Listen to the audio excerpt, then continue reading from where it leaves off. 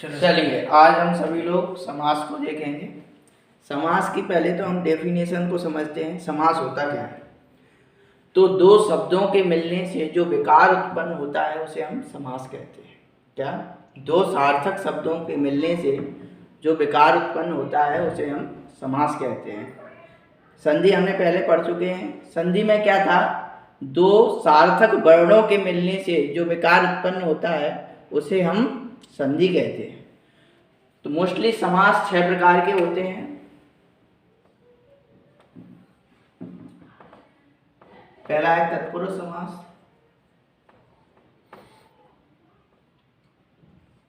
कर्मधारय समास, अव्ययी भाव समास,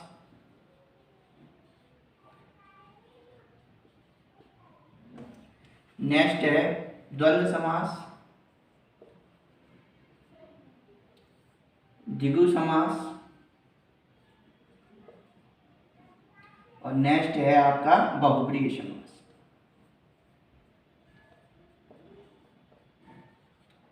इनकी डेफिनेशन सभी लोगों के पास बुक में मिल जाती है, तो डेफिनेशन पे हम ज़्यादा नहीं जाएंगे, आपको समझा देंगे क्या रहता है इनकी। ठीक है, तो पहले हम पढ़ेंगे तत्पुरुष समास।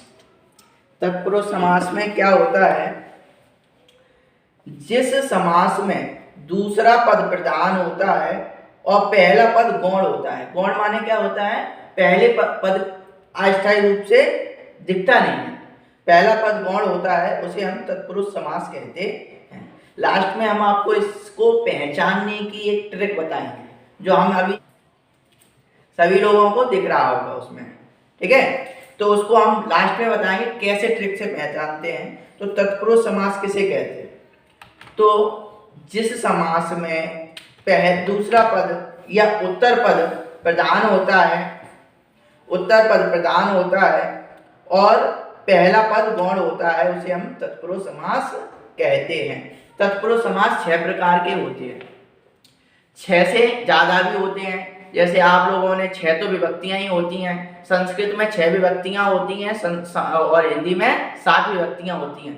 कर्ता ने, कर्म को, करण से, ये विभक्तियां आपने पढ़ी होंगी पहले। ठीक है, तो हम पहला पढ़ते हैं कर्म कारक तत्पुरुष, कर्म तत्पुरुष, कर्म तत्पुरुष। ठीक है, या इसे द्वितीय तत्पुरुष भी कहा जाता है। तो इसकी पहचान तो वही है तत्पुरुष की, हम इसके एग्जाम्पल से समझते हैं। जैसे परलोक गमन, आप इसको ध्यान से देखेंगे, परलोक गमन। तो हमने कहीं पे भी सुना होगा कि परलोक को गमन होता है। क्या होता है? वो परलोक को चले गए, यही तो बोलते हैं हम। तो इसमें कौन सी व्यक्ति है? कर्म कारक तत्पुरुष है। तो परलोक को गमन। ठीक है, तो कर्ता ने, कर्म को, द्वितीय विभक्ति में क्या आता है? कर्म तत्पुरुष है, इसमें तो कारक चिन्ह आपको दिख रहा है, को आएगा। अगर यही हम संस्कृत में पूछते तो क्या हो जाता? राम रामम, द्वितीय विभक्ति क्या हो जाती? रामम हो जाती ना। तो इसको क्या लिखते हैं हम? परलोकम गमन। ठीक है, अगर हम संस्कृत में पूछें तो द्वितीय विभक्ति में जो कारक चिन्ह लग रहा होगा उसी की लग जाएगा। ठीक है, जैसे एक और देखें, पद प्राप्त, पद प्राप्त।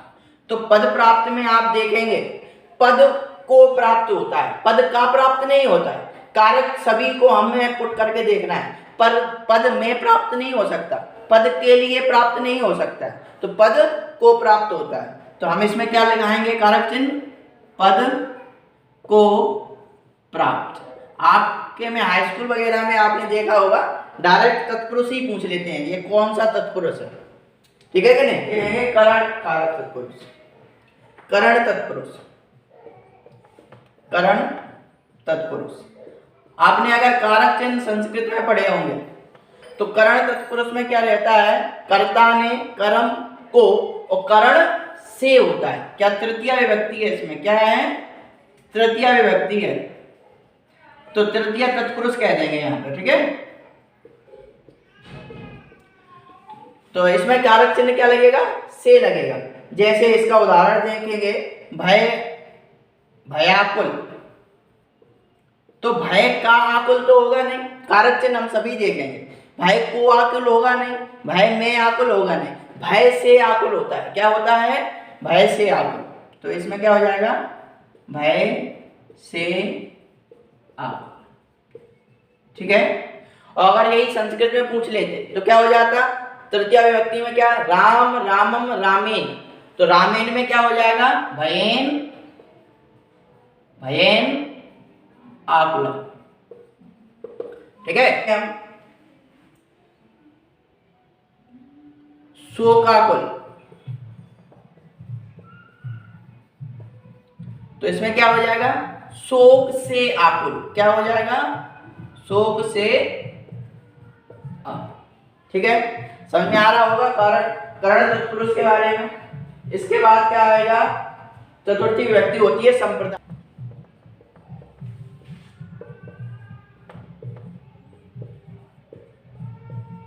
तो संप्रदान तत्पुरुष, तो इसमें कौन सी चतुर्थ तत्पुरुष कहे जाएंगे इसको, अगर कहेंगे तो क्या कहेंगे, चतुर्थ तत्पुरुष।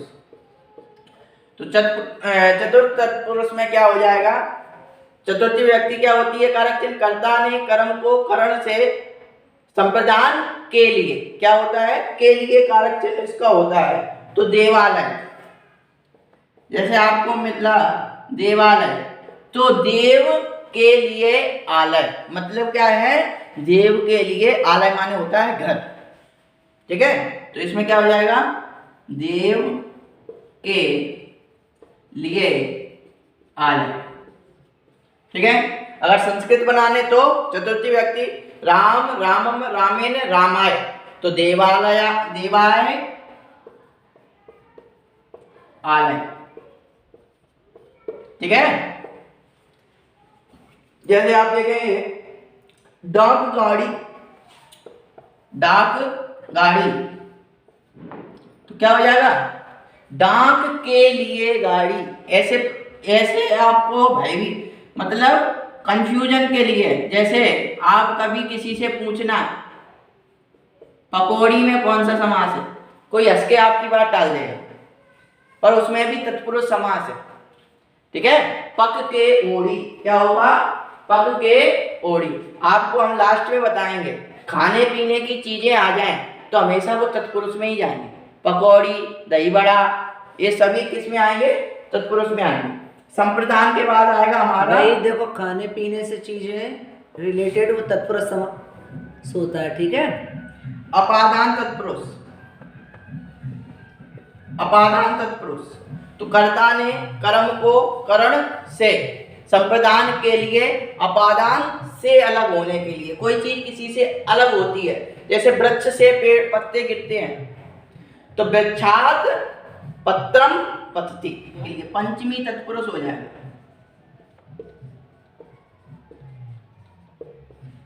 पंचमी तत्पुरुष, तो पंचमी तत्पुरुष में क्या बोला था हमने, विभक्ति कारक चिन्ह क्या लगता है इसका, से अलग होने के लिए।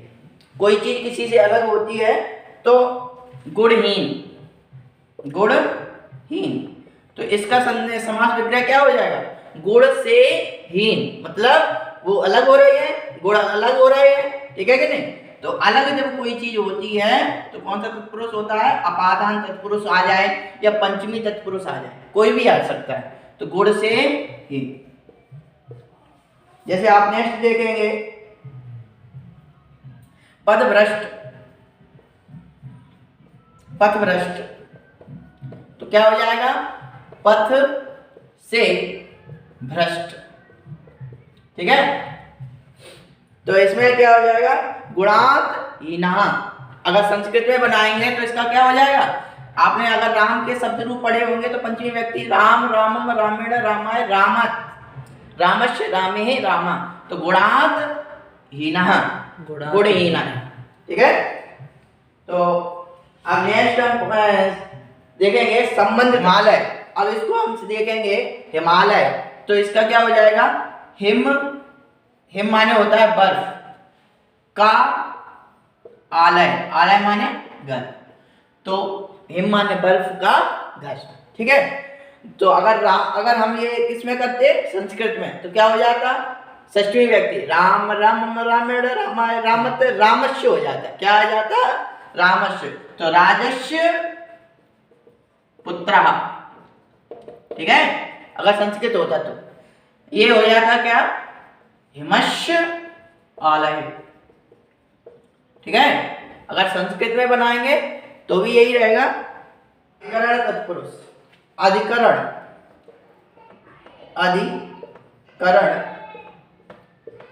तत्पुरुष, अधिकरण तत्पुरुष का संबंध क्या है, ये सप्तमी व्यक्ति होती है, ठीक है। अधिकरण में या पर, कारक चिन्ह इसमें में या पर होता है, तो इसमें कौन सी विभक्ति होती है, सप्तमी विभक्ति होती है, तो इसी को हम सप्तमी तत्पुरुष कह देते हैं।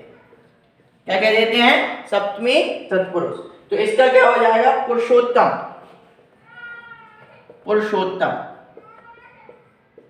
तो पुरुषोत्तम का अगर हम विच्छेद करेंगे तो क्या हो जाएगा, पुरुषों में उत्तम, ठीक है। पुरुषों का उत्तम नहीं हो सकता, पुरुषों में उत्तम। तो इसका क्या हो जाएगा, पुरुषोत्तम का पुरुषों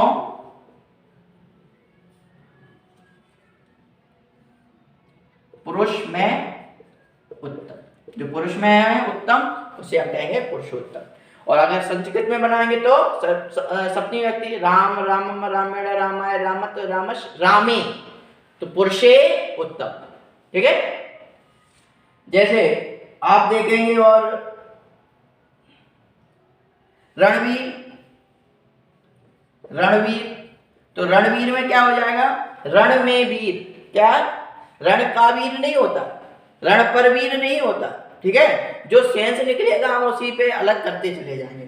तो रण में वीर, ठीक है। और अगर संस्कृत में बनाएंगे तो क्या, रणे वीरः, ठीक है। जैसे आप, चलो अब हम कुछ संस्कृत के भी ले लेते हैं जो आपको समझ में आ जाए एग्जाम्पल। जैसे जलमग्न, तो जलमग्न, जले मग्न, तो ये क्या हो गया, संस्कृत हो गई। और अगर हिंदी करते इसकी तो क्या हो जाता, जल में मग्न, ठीक है।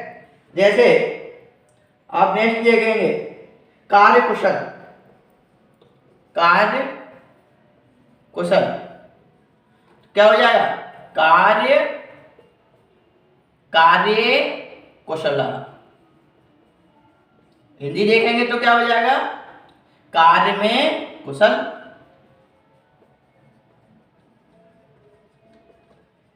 ठीक है।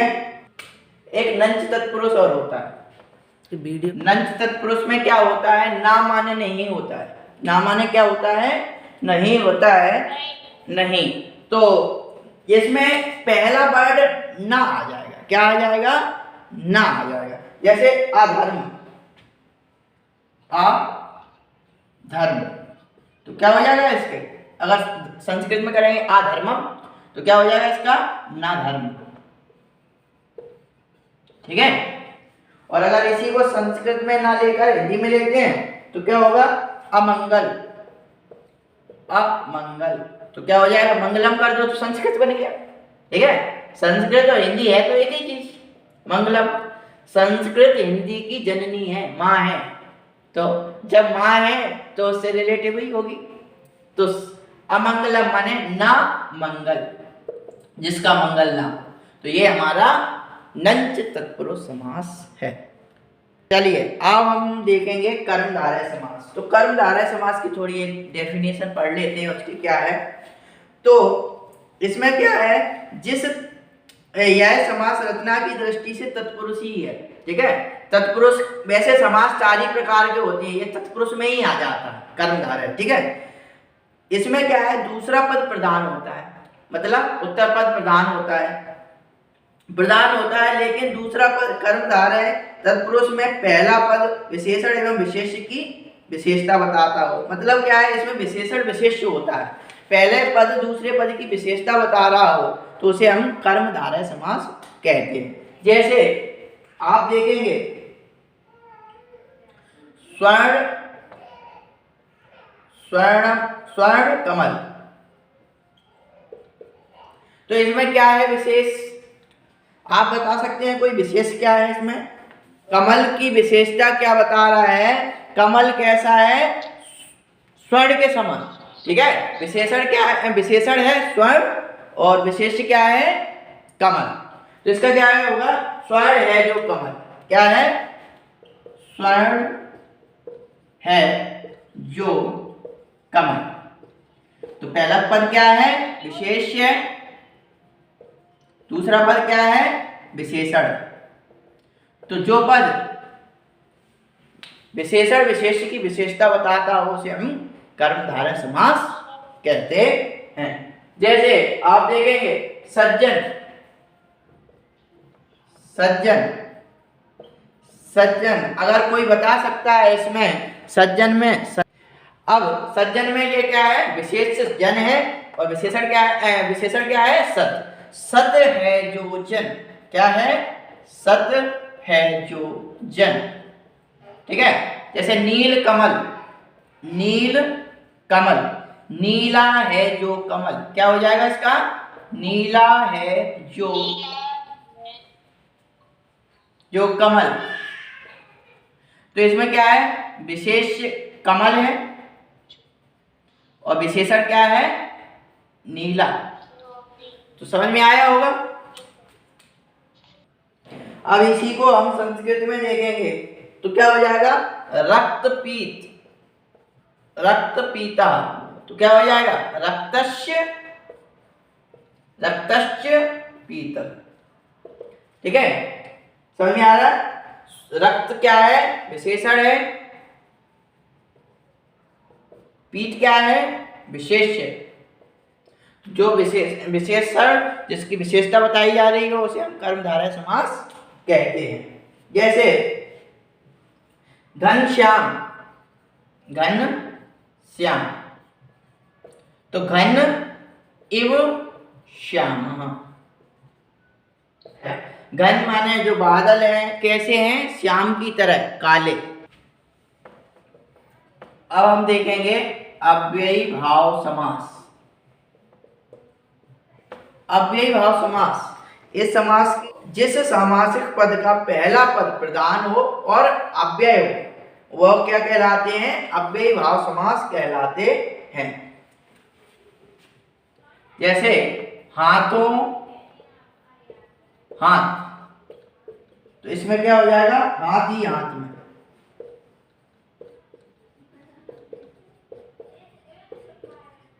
जैसे यथाशक्ति। तो शक्ति, यथा कैसा है? एक अव्यय शब्द है।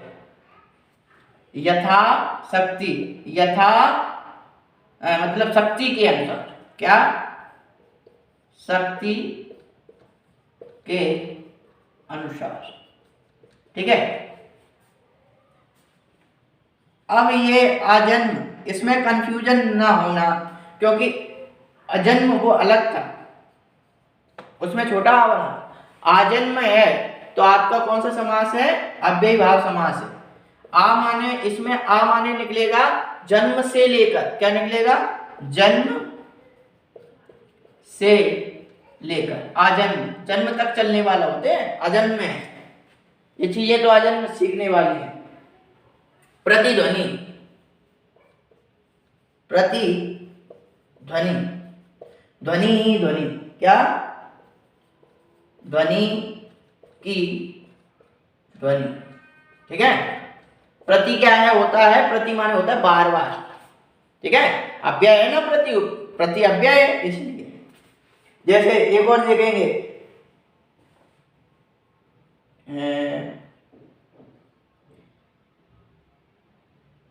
प्रतिमास। क्या? प्रतिमास। तो क्या हो जाएगा इसका? प्रत्येक मास, मतलब हर मास में आने वाला। ठीक है, तो समझ में आया होगा। क्या? जिस पद में पहला पद प्रधान हो और क्या हो? अव्यय हो। क्या हो? अव्यय हो। ये पद कैसा है? हमारा अव्यय पद है। तो ये क्या है, हमारा कौन सा समास कहलाएगा, अव्ययीभाव समास कहलाएगा। तो इसको हम अगर संस्कृत में अव्ययीभाव समास का अगर ये करेंगे तो क्या होगा, रूपस्य योग्यम।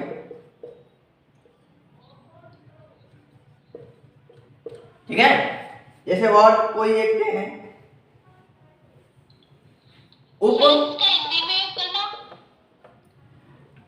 रूप के योग्य। चलिए अब हम क्या पढ़ेंगे, द्वंद्व समास।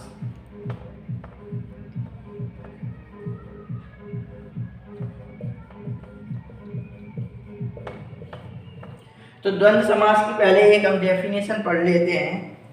तो द्वंद्व समास किसे कहते हैं, जिस समास में दोनों पद प्रधान हो, क्या हो, दोनों पद प्रधान हो, उसे हम द्वंद्व समास कहते हैं। द्वंद्व समास भी 3 प्रकार के होते हैं, इतेत्तर, समाहार और वैकल्पिक।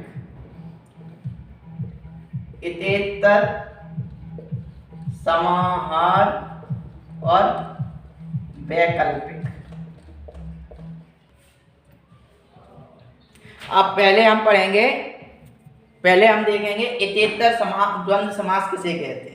इतेत्तर माने क्या होता है, जिस समास में सब पद और समुच्चय से जुड़े होते हैं, जैसे राम, राम लक्ष्मण से जुड़े हों, लेकिन समुच्चय बोधक और का लोप हो, उसे इतेत्तर समास कहते हैं। जैसे राधा कृष्ण, राधा कृष्ण, राधा और कृष्ण। ठीक है, अगर संस्कृत में बनाते राधस्य कृष्णस्य, ठीक है, अगर संस्कृत में बनाते इसी को हम, तो क्या हो जाता, राधस्य कृष्णस्य। ठीक है, अब इसी में जैसे देखेंगे दाल रोटी। ठीक है, अब हम देखते हैं दाल रोटी, तो क्या हो जाएगा, दाल और रोटी। जैसे 25, आपको हम बता दें, अगर 1 रुपए से ग्रेटर देन होगा कोई भी नंबर, तो हमारा होगा कौन सा समास, द्वंद्व समास। कौन सा होगा, द्वंद्व समास। और 1 से अगर लेस देन है, ठीक है, अगर छोटी संख्या है, 1 हमारा छोटी संख्या है 1 से, तो हम क्या लगाएंगे, द्विगु समास। ठीक है, जैसे 58, 54, 52, ये सभी में कौन सा हो जाएगा हमारा, द्विगु समास। तो 25, 20 और 5 25, 20 और 5 25। ठीक है, जैसे 36, 6 और 30, 36। ठीक है, अब देखते हैं हम समाहार। द्वंद्व का ही दूसरा रूप है समाहार। समाहार किसे कहते हैं, जिस द्वंद्व समास में उनके पदों के अर्थ के सिवा उसी प्रकार का और भी अर्थ सूचित हो, उसे हम समाहार कहते हैं। क्या, जिस द्वंद्व समास से उनके पदों के अर्थ के सिवा उसी प्रकार का और भी अर्थ सूचित हो, उसे हम द्वंद्व समास कहते हैं। जैसे बहू बेटी, बहू बेटी, बहू बेटी आदि, लड़का लड़का आदि, पोता वगैरह वगैरह चलते रहते हैं ना, तो हम आदि लगा देते हैं। ठीक है, जैसे घर द्वार, ये आपको बहुत विशेष रूप में कहीं दिखेंगे, घर द्वार। तो घर द्वार आदि, समझ में आ रहा होगा। नेक्स्ट हम देखेंगे वैकल्पिक। वैकल्पिक की हम डेफिनेशन देखते हैं, जिस समास के दोनों पदों के बीच विकल्प सूचक शब्द या अथवा का लोप रहता है, उसे हम वैकल्पिक कहते हैं। इसमें क्या रहेगा, या मिले आपको या अथवा मिले। ठीक है, इसका लोप हो तो उसे हम क्या कहेंगे, वैकल्पिक। जैसे लाभ, जैसे ठंडा गरम,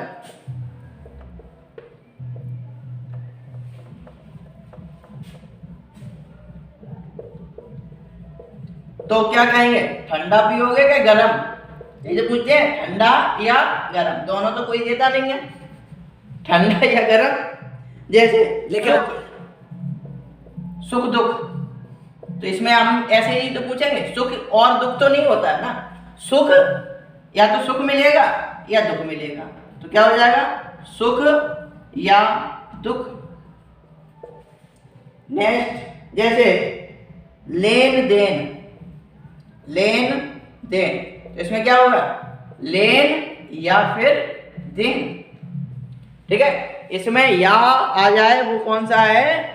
चलिए द्विगु समास के बारे में जानते हैं। पहले डेफिनेशन इसकी देख लें क्या है।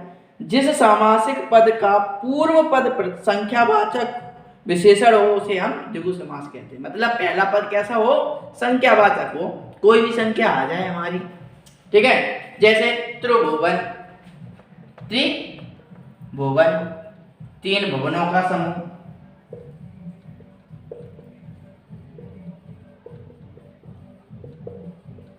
जहां पे समूह बन रहा हो उसे हम क्या कहेंगे, द्विगु समास। जैसे नवग्रह, नवग्रह, तो क्या होगा, नौ ग्रहों का समूह।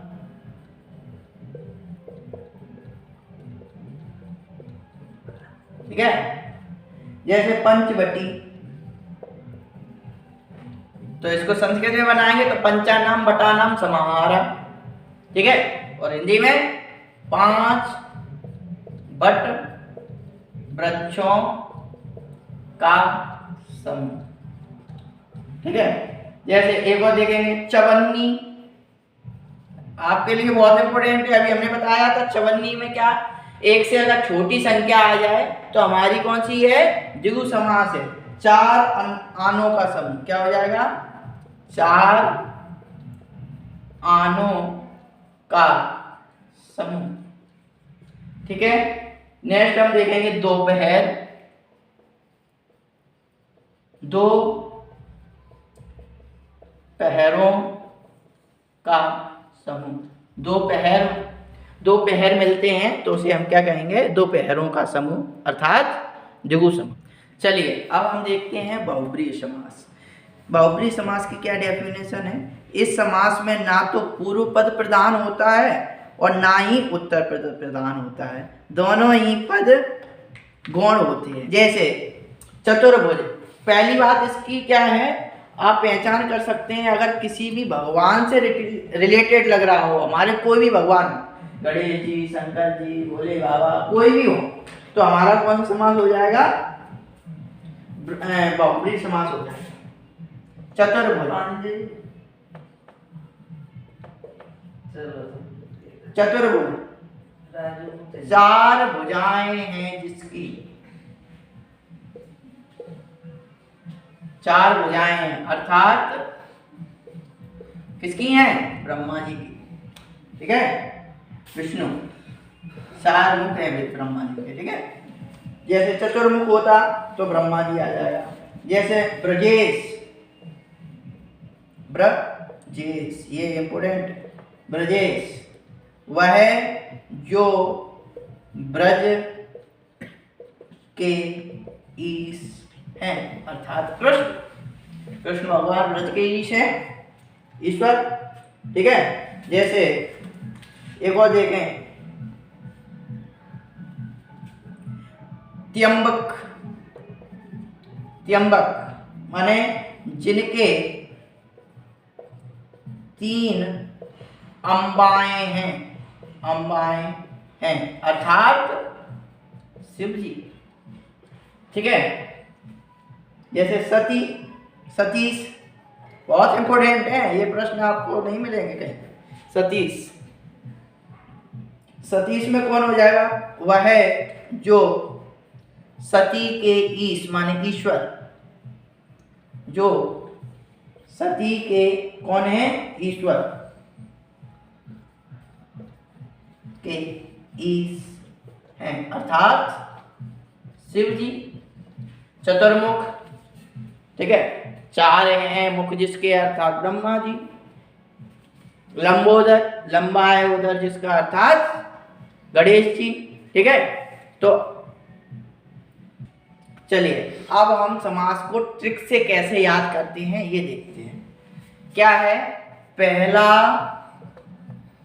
पहला पद प्रधान। तो आप देखेंगे पहला पद किस में समास में प्रधान था, अव्ययी भाव समास में। तो हमें इसकी डेफिनेशन याद हो जाएगी। जिस समास में पहला पद अव्यय एवं प्रधान हो उसे हम अव्ययी भाव समास कहते हैं। ठीक है, ये बस याद कर लेना, ये इतनी लाइन। दूसरा पद किस किस में प्रधान है, दूसरा पद प्रधान किस समास में है, तत्पुरुष में है और कर्मधारय में है। ठीक है, तो तत्पुरुष समास में क्या होता है, दूसरा पद प्रधान होता है। दोनों पद किस में प्रधान होते हैं, तो दोनों पद प्रधान होते हैं द्वंद्व समास में। माता चा पिता है दोनों पद प्रधान। ठीक है, दाल और रोटी। ठीक है, अब कोई भी प्रधान किसमें नहीं होंगे, जो बचे वही में कोई भी प्रधान नहीं है। जैसे बहुब्री समास है, इसमें कोई भी पद प्रधान नहीं होता है। द्विगु समास में क्या है, प्रधान नहीं होता है पर पहला पद संख्यावाचक जरूर होता है। तो हम इससे पहचान कर सकते हैं कि हमारा द्विगु समास और बहुब्री समास है। कुछ आपको अपवाद स्वरूप और अब हम बताते हैं जो अपवाद हैं। और आप किसी से पूछें, मतलब कोई आपसे बहुत ज़्यादा कुछ एक्स्ट्रा एडवांस बनता है तो उससे आप कुछ प्रश्न पूछ सकते हैं। जैसे दही बड़ा में कौन सा समास है, तो आप तुरंत पूछ लेंगे तो वो हवा निकल जाएगी बड़ा जैसी उसकी भी। कैसे, दही बड़ा, दही में डूबा हुआ है जो बड़ा, उसे हम कहेंगे दही बड़ा। ठीक है, तत्पुरुष समास है ये। ठीक है, जैसे रेलगाड़ी, रेल पर चलने वाली गाड़ी, रेलगाड़ी में भी तत्पुरुष समास है।